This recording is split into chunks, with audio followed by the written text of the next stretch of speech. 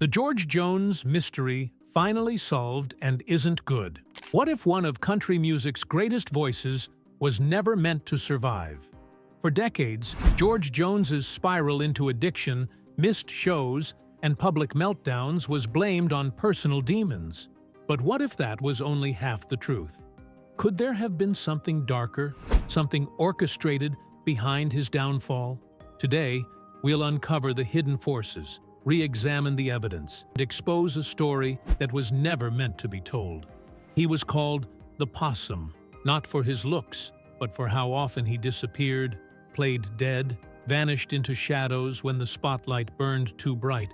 George Jones had a voice soaked in heartbreak and truth, a country music legend, a man who sang sorrow better than anyone alive. But behind that voice was a myth, and behind that myth, a lie. The story Nashville told was simple. George was a tortured genius, an outlaw with a golden throat, a drunk with a heart of gold.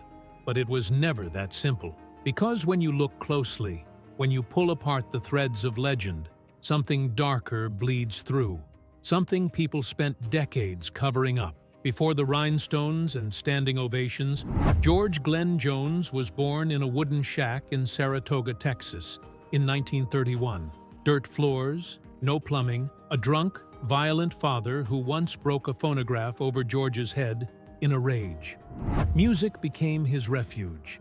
A battered guitar his mother bought him when he was 9, a salvation he clung to as chaos boiled around him. He sang on the streets of Beaumont, busking outside bars. By his late teens, he was backing up rockabilly groups and recording low-budget singles for Starday Records. His voice, wounded, pure, unmistakable, carried something no one could fake: pain. But even then, George drank. Not the romantic kind of drinking either. Not barroom anthems and playful benders.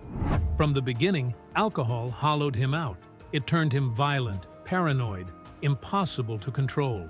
But Nashville didn't care. Not yet. They heard dollar signs in his voice.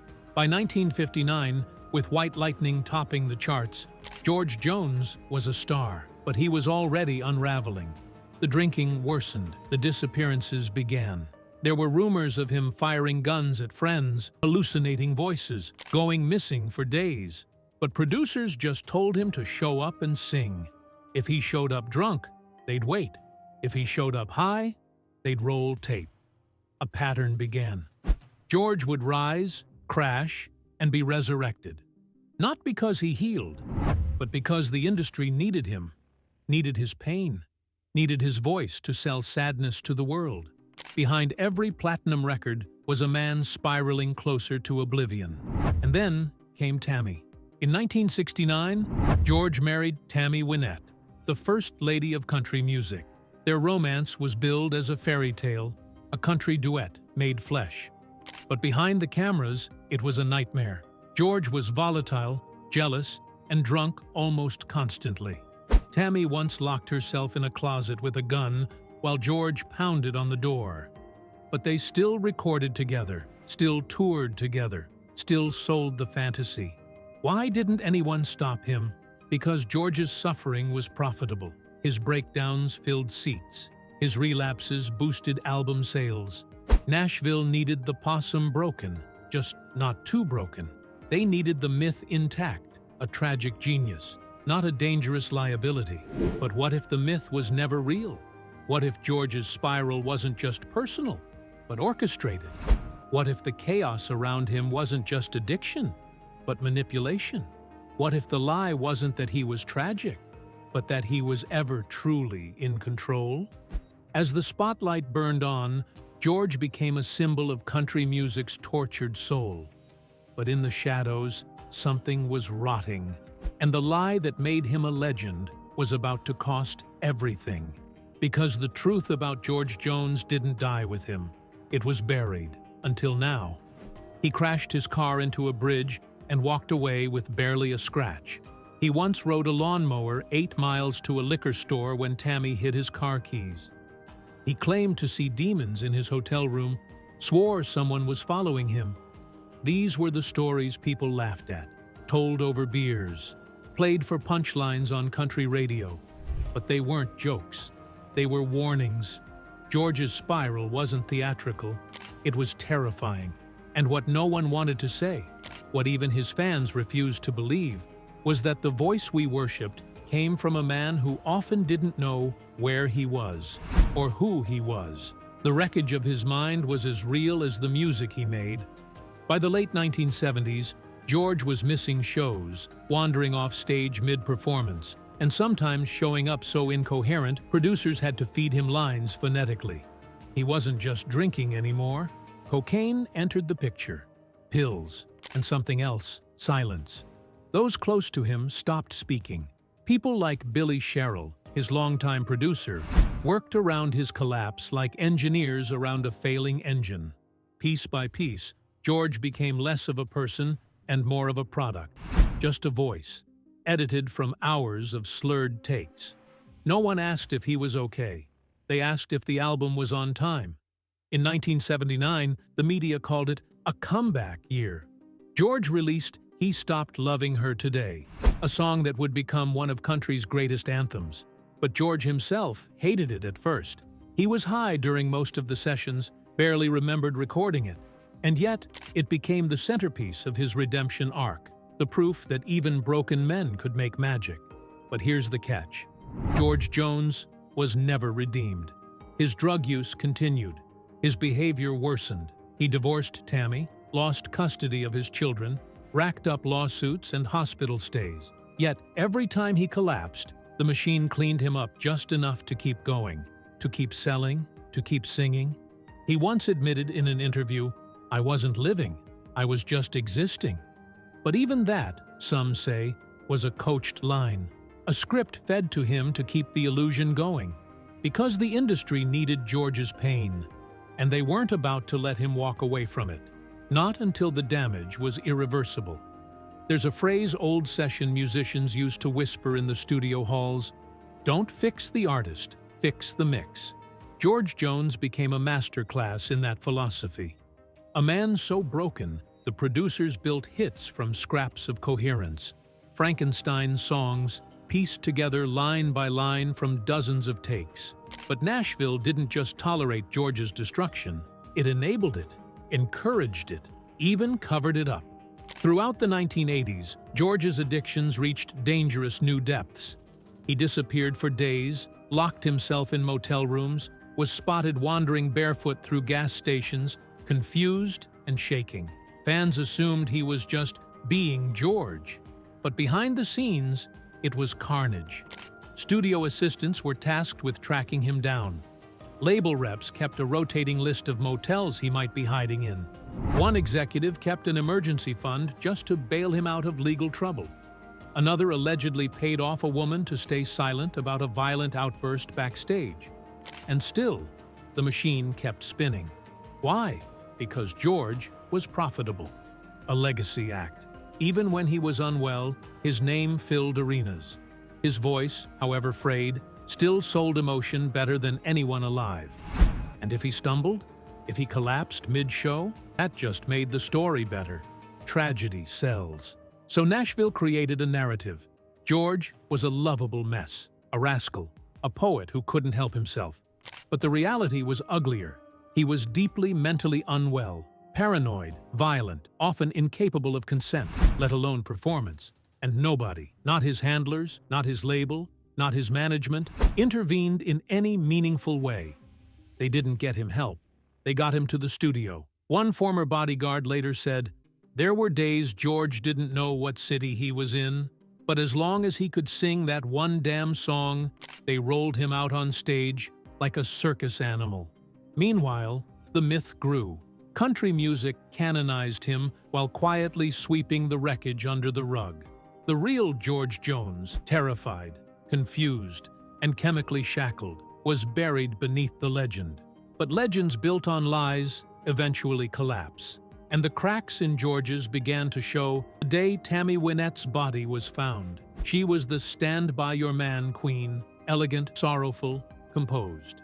But by the end of her life, Tammy Wynette had stopped standing by anyone, especially George. Publicly, she remained graceful. Privately, she was a woman unraveling, In the years following her divorce from George in 1975, Tammy hinted at horrors without ever fully naming them. In interviews, she'd laugh off their volatile years together, downplaying his rage and addiction, but those close to her knew. The silence wasn't forgiveness, it was fear. Tammy kept journals, private, coded, some destroyed, others vanished after her death. What remained contained veiled references to nights she thought she wouldn't survive. She once wrote about George waking her in the middle of the night with a pistol, convinced she was hiding someone in the house.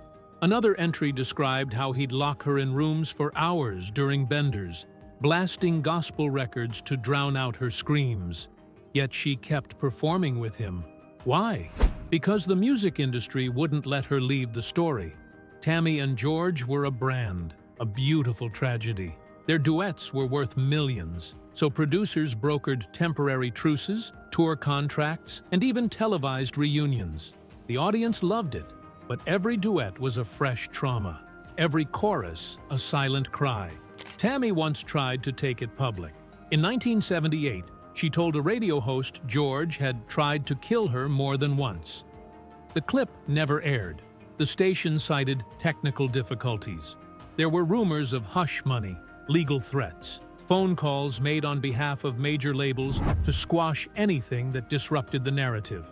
Tammy was seen as too valuable, too iconic, and too fragile to weather a war against George's myth. In 1993, just 5 years before her death, she collapsed on stage during a performance with George. The official statement said exhaustion. Her daughter later claimed it was panic. She'd begged not to sing with him that night, said it made her sick. But contracts were contracts. And so Tammy stood there, hand in hand with the man who shattered her, singing love songs to an audience who saw only what they wanted to see. 3 years later, she was gone. And that's when the questions started. Because Tammy didn't die quietly. She died under mysterious circumstances, after years of unexplained medical issues, under the care of a husband who kept her isolated, medicated, and increasingly voiceless. Her daughters demanded answers, but George never spoke publicly about it. Not once. April 6, 1999, Franklin, Tennessee. George Jones's Lexus SUV veered off the road, flipped, and crashed into a concrete bridge. Witnesses said the car was swerving erratically long before it left the pavement. Jones was rushed to the hospital with a lacerated liver and internal bleeding. He nearly died. The official report blamed alcohol. George later admitted to a few drinks. But those close to him whispered something different, something more disturbing. They said George wasn't alone.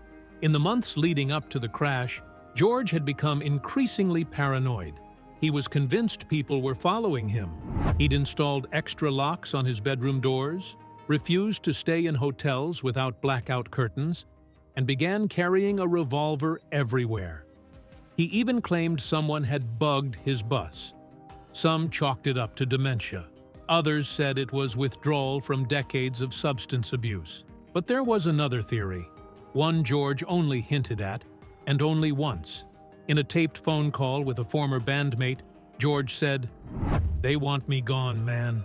They already got Tammy. Now they want me too." The tape was leaked after his death, buried in a compilation of tour audio. Most dismissed it as drug-fueled rambling. But what if it wasn't? What if George believed someone was trying to kill him?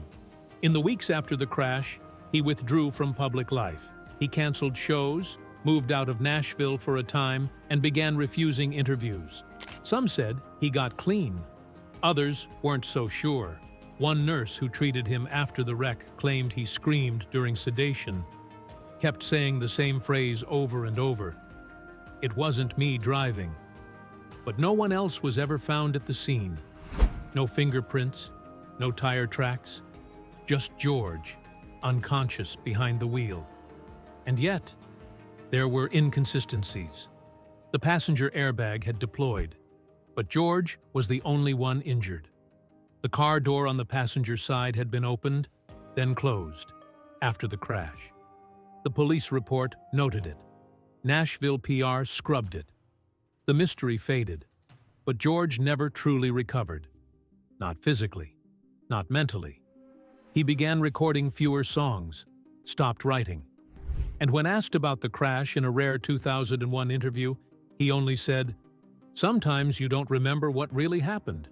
Or maybe you do, and you wish you didn't." And then he changed the subject. Beaumont, Texas. The place where George Jones first picked up a guitar, first sang in dusty bars, first became someone. It was also the place he kept returning to, again and again, even when no one understood why. Locals saw him driving alone, sitting at old diners for hours without speaking, sometimes walking through neighborhoods where his childhood homes had long been demolished. One waitress said he once asked her if she believed in ghosts. Another said he left a $100 bill and a napkin with one sentence scribbled on it. "They know what we did." But who was we? What secret did George keep returning to Beaumont, to bury? In 2006, 3 years after Tammy's daughters filed a wrongful death lawsuit against her final husband, a box of George's old belongings was found in a storage unit near Beaumont. Inside were letters, dozens of them, many addressed to Tammy, some never mailed, most unreadable, water-damaged, fragmented, scrawled in frantic handwriting. But one letter stood out. It was dated January 1983, 3 months after George was hospitalized for a nervous breakdown. It read, "They said if I didn't keep quiet, the deal was off. They'd pull the plug. That's what they said, and I believed them. I still do. Tammy, I tried. I really did. But I'm not the one steering anymore. I hope you understand. I hope you run."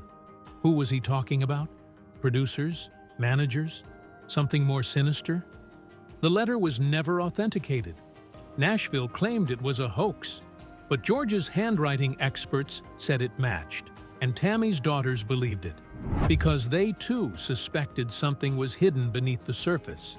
Not just addiction, not just heartbreak, but a cover-up, one tied to millions of dollars, contract disputes, silence clauses, and maybe a death. The truth about George Jones wasn't just tragic. It was radioactive. So radioactive, the people closest to him stayed silent until the day they died. And even then, the silence lingered. By the late 1980s, George Jones was less a man and more a brand. He was locked in a brutal cycle of relapses and revivals, each one spun by the industry as part of his legendary resilience. But behind that spin machine were contracts, thick, ironclad documents that dictated every breath he took. George's recording deals were notorious for their length and rigidity. One contract from 1985 reportedly gave a label partial ownership of any future memoir he wrote. Another clause demanded he surrender master rights in exchange for rehab funding, a Faustian trade masked as compassion. George signed it anyway, because by then, George had stopped negotiating. His managers were now gatekeepers. His lawyers answered to producers, not him. One former assistant claimed that for years, George didn't know how much he was worth. He just performed, just recorded, just obeyed. But when cocaine entered the picture, everything changed. Cocaine wasn't new in Nashville. It pulsed beneath the glitter of the Opry and the velvet of Music Row. But in George's case, it became both a crutch and a leash. Those closest to him said dealers were introduced to him through studio insiders. His binges were timed with tours, enough to keep him upright, lucid, and singing on key. When he got clean in the early 90s, he nearly vanished from the spotlight.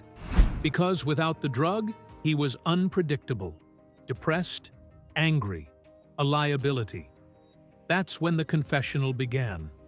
George started recording voice memos, not songs, not lyrics, but fragments. Apologies, accusations, names. He never released them, but some surfaced later, after his death. In one chilling tape, he mumbles, "They knew I wasn't right, but they kept giving me shows. I begged them to stop. I told them I was gonna hurt somebody. They said, Just one more tour. Tammy was right. They don't care if you die, long as you're on time. The tapes were dismissed by his estate, called fabrications and private ramblings, but others knew better. One backup singer who toured with George in 1991 said he played the tapes for her in a hotel room. He was crying, she recalled. Not drunk, not high, just scared. Said he didn't know who he was anymore. Said maybe he never did. And perhaps that was the truth all along. The man who sang with such conviction didn't know who he was singing for and who was pulling the strings. George Jones's final tour was framed as a victory lap, a chance to say goodbye, to bathe in applause one last time. But behind the scenes, it was a tragedy in slow motion. He was frail, unsteady. His voice cracked often. Stagehands whispered that he forgot lyrics mid-song. Monitors were fitted with massive teleprompters. Promoters dubbed it the Grand Tour, a cruel echo of one of his saddest songs. But George wasn't taking anyone on a tour. He was being taken. He was 81. The public saw a legend defying time. But close observers noticed something else. George didn't seem to know where he was. He'd introduce dead musicians as if they were backstage. Sometimes he'd call out for Tammy, mid-set, then go silent. Fans applauded it all, believed it was part of the act, but it wasn't. In one recorded incident in Tulsa, George reportedly collapsed backstage and began crying uncontrollably. A paramedic later said it was like watching a man wake up in someone else's life. Yet the show went on. Always. His handlers justified it as his last wish. But insiders say George had tried to cancel the tour multiple times. The contracts were unforgiving. So were the investors. One promoter had millions riding on ticket sales. Another threatened to sue if dates were missed. George didn't have the strength to fight anymore. He once said in a backstage interview, "They've been telling me I'm dying for 30 years. Maybe this time they're right." By the time the tour reached its final leg in Nashville, George was barely able to stand without support. His final show was scheduled for April 26, 2013. A homecoming. A goodbye. He died April 26, 2013, but he never made it to the stage. He died in a hospital bed, lungs filled with fluid, unable to speak. The room was silent. No entourage, no curtain call, just the end. But even death didn't stop the machine. Hours later, his estate released a statement celebrating a career of triumph over adversity. Tributes poured in. Old records soared on the charts. Merchandise flew off the shelves. And the tour he didn't finish? It was rescheduled as a tribute concert, with his face on the screens, still selling. After George's death, his widow, Nancy Sepulvado Jones, became the de facto curator of his legacy. She gave interviews, published a memoir, praised his sobriety, thanked fans, but those who knew her privately said the grief was complicated. Nancy had stood by George during his later years. She got him sober, or so the story went. But in her own taped interviews, there were cracks in the narrative. She spoke of pressure from handlers, of nights George would cry and beg to quit touring, of legal threats that came when he tried. She never named names, but she hinted. "I didn't just lose a husband," she said once. "I lost him long before he died." Nancy tried to protect the legend, but even she couldn't explain the inconsistencies, the missing tapes, the conflicting death reports, the sudden rush to monetize his passing. The industry stayed quiet. Major labels released box sets and tribute albums. No one questioned the conditions George died under. No one asked what role they played in keeping him propped up until the final moment. Even the Country Music Hall of Fame leaned into the myth. He overcame his demons. But did he? Or did the industry simply outlive them? One journalist who tried to investigate was stonewalled by 3 major PR firms. Emails went unanswered. Legal letters followed. One former producer who agreed to speak anonymously said, "If the truth ever came out about how many people failed that man, there wouldn't be a Hall of Fame left standing." George Jones sang about heartbreak, about loss, about the ghosts of love and time. He was the sound of sorrow, the voice of regret.